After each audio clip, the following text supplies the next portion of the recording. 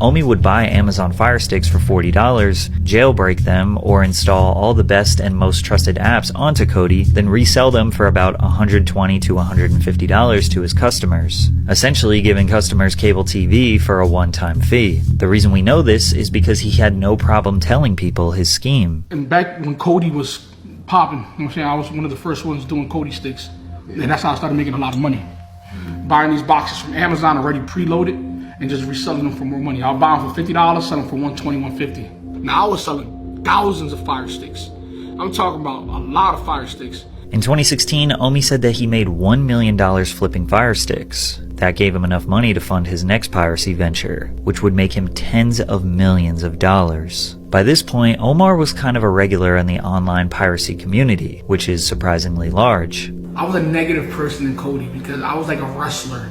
There was good guys and there were bad guys. I was the bad guy because that's how I got people's attention. He was known by the username Target in 1080p. His YouTube channel was originally named Target in 1080p and featured videos of him discussing things in the IPTV space. One particular man named Dexter took a liking to him. Dexter was a developer and Omi was the financial backbone. Together, they made an app for Kodi called Gears TV, which was inspired by his favorite video game, Gears of War. Gears TV was Omi's all-in-one digital content package with some of your favorite shows like Game of Thrones, Better Call Saul, Twin Peaks, all of the major networks like ABC, ESPN, and Fox, channels that are only shown in the UK and Canada, and even more premium packages like NFL Sunday Ticket. Gears TV provided all of that content in 1080p resolution for as low as $15 per month. If someone were to pay for regular cable, it could cost them anywhere from $60 to $200 per month. But how was he able to do this? Essentially what Omi did was purchase cable subscriptions from Comcast, Spectrum, Verizon, DirecTV, and Frontier Communications. These cable subscriptions come with a box that contains encrypted media. Omi purchased decoders from China to remove the encryption, then capture cards to download the content and send it to a server where it would be redistributed over the internet to his subscribers. Gears TV was cheap and provided way more value and content than any cable company could ever compete with, and word spreads fast in the IPTV community. Omi went from making $5,000 per week to $400,000 per week in just a few months.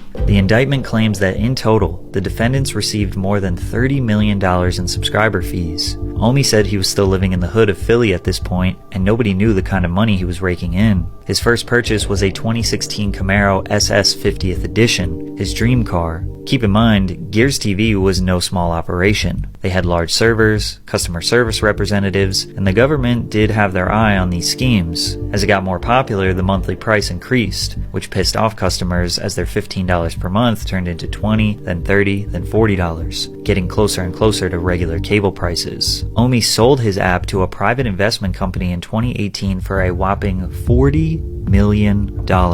This was perhaps his most genius move because not too long after, Gears TV shut down, but it did not stop there. Omi used his large payout and expertise to build a new and improved app called Reloaded TV. This was everything Gears was and more, with a way better interface and higher quality content. Reloaded very quickly became one of the biggest apps in the IPTV space because of its great user interface and reliability. It's unclear what exactly happened to Reloaded TV. It seems like it wasn't around for very long, because in 2019 Omar abandoned the Target in 1080p name and changed it to Omi and a Hellcat, and he stopped talking about the IPTV space as a whole. He claims he knew the industry was dying and the feds were cracking down on other apps similar to Reloaded. Now, is it possible that Omi's YouTube channel alerted the FBI? Not necessarily, but it didn't help his case. Anyone who is in the business of distributing media